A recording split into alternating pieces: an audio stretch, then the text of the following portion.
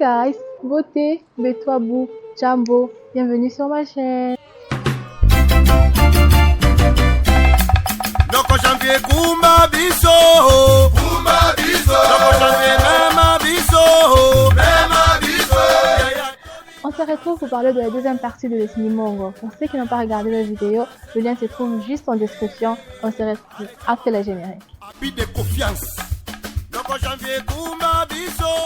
Les femmes Mongo sont connues pour être des femmes prostituées. Et à chaque fois qu'on désigne femme Mongo, on emploie un terme qui n'est pas approprié pour la désigner.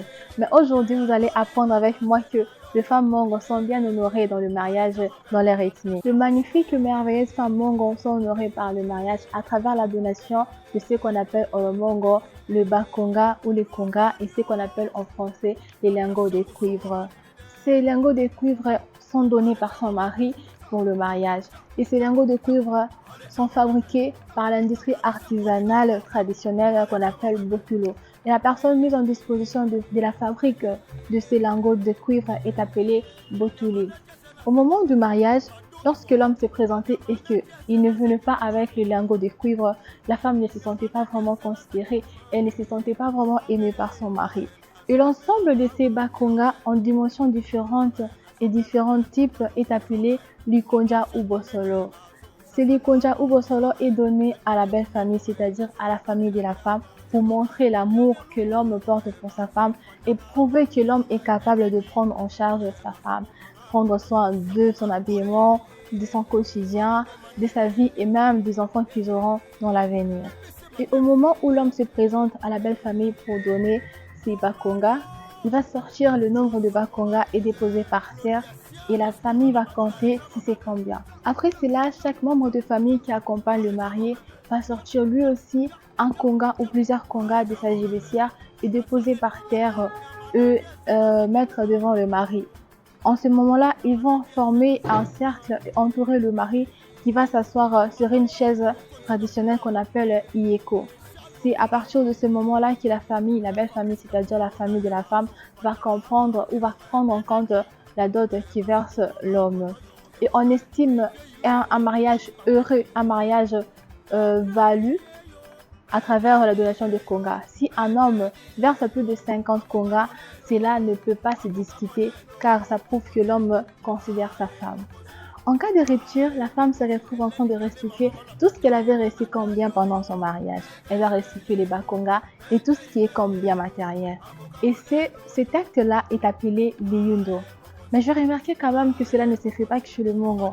Si vous revenez dans mes précédentes vidéos sur l'ethnie Gombe, il y a aussi ces phénomènes-là dont on se retrouve en train de restituer les liens qu'on a reçus pendant la période du mariage. Une question se pose concernant le deux sœurs qui se retrouvent dans le même mariage et un frère qui se retrouve en train de conduire le mariage de son frère.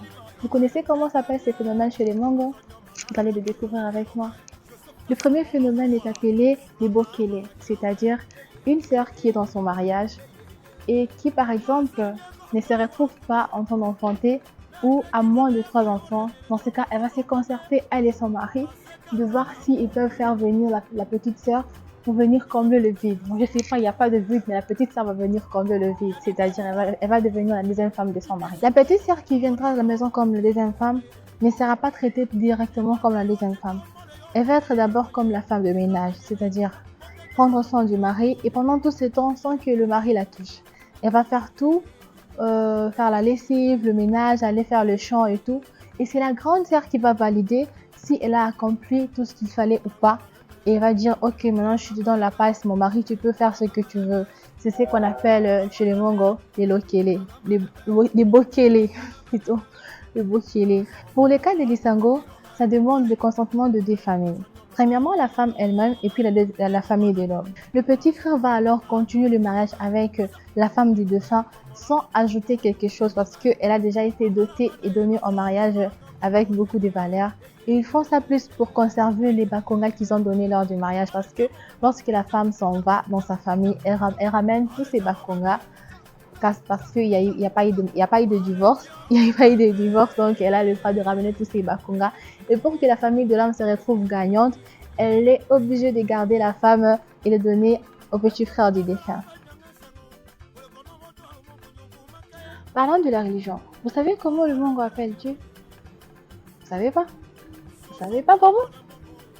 Chez le Mongo, il y a plusieurs appellations de Dieu et leurs explications. Par exemple, Fafa, qui signifie notre Dieu, Kolo, qui signifie notre Créateur, qui est notre Maître aussi, et Takalaka, qui signifie notre enceinte, Bombongo Lola Labokiji, qui signifie Dieu de l'univers, Créateur du ciel de la terre, qui règne dans l'univers.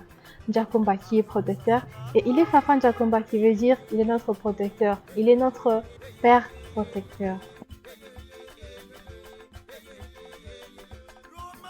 Aujourd'hui, on n'est pas là pour danser, on va parler de la musique. Et oui, on va parler de la musique Mongo.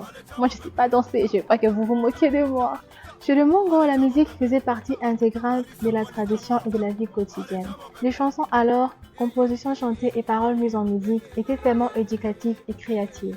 Elles exprimaient parfois des chants griots, des proverbes, la poésie, les adages, les maximes et les sentiments, mais constituaient vraiment une force d'expression populaire toujours vivante.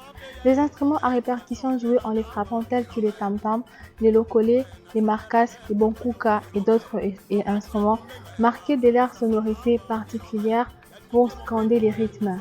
Les lyoku, dont le son produit en battant le main, régalaient davantage. La musique jouait un rôle important et prépondérant dans les rites traditionnels et s'est jouée au grand respect de mère. Elle symbolisait l'unité, l'amour, la joie de la vie en communauté, dominée par la générosité et l'affection. Et nous avons quand même des artistes connus, des artistes Mongo, connus médicalement, dont je vais vous citer les noms. En premier, nous avons l'artiste Bokechu Premier, qui aujourd'hui n'œuvre peu dans l'industrie musicale, mais qui a quand même ce titre qui continue de cartonner. Par exemple, Nalandate Maman, qui est un de ses titres phares. Nous avons Mabele Lissi, l'artiste qui nous a laissé il y a de cela des années, avec son titre populaire Itokia. Nous avons Mimi Mongo qui nous a laissé aussi, et nous avons l'artiste René Lokwa avec son titre populaire Siamo Pepe. Et c'est déjà la fin de cette vidéo. Merci à vous qui avez suivi jusqu'à la fin. En tout cas, je suis très ouverte aux remarques. Si vous avez d'autres propositions sur d'autres ethnies à me faire, en tout cas, laissez-les dans les commentaires. Partagez, abonnez-vous, likez. On se retrouve très prochainement pour un nouveau numéro. Bye!